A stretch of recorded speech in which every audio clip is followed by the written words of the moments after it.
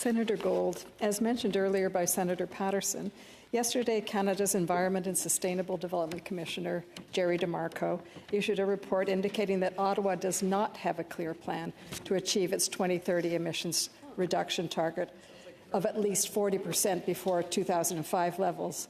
Canada is the only G7 country whose emissions are higher now than in 1990, and in fact, Canada has never met a climate emissions goal, even though we've had 10 plans since 1990.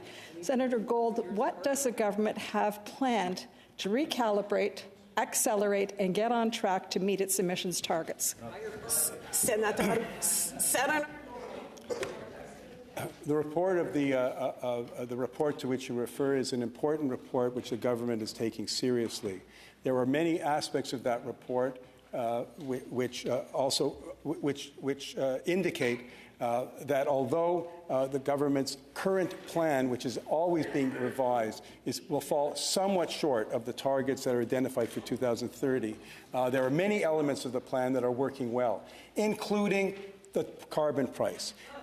Price on pollution. If the report had one central message, was that this is the one measure, one of the most effective measures, not only in theory, but in practice. The government is committed to reaching its targets. It knows it has more work to do, continuing to work to do in collaboration with provinces, in collaboration with municipalities and the private sector, and will continue to do so in an as effective and expeditious way as possible.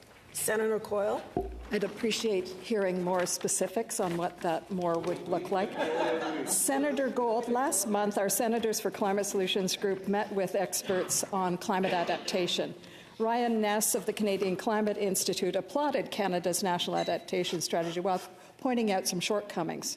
Senator Gold, could you tell us when the government will create an accompanying plan to measure and report on progress and create accountability for implementation of this important national climate adaptation plan? Senator Gold. Well, I thank you for the thank you. I'll certainly make inquiries and pass that on. Measuring progress is a critical aspect of any plan. Most plans aren't fully successful unless there is measures taken to account for progress, so that course corrections can be taken. And I'll certainly bring this to the attention of the minister. Senator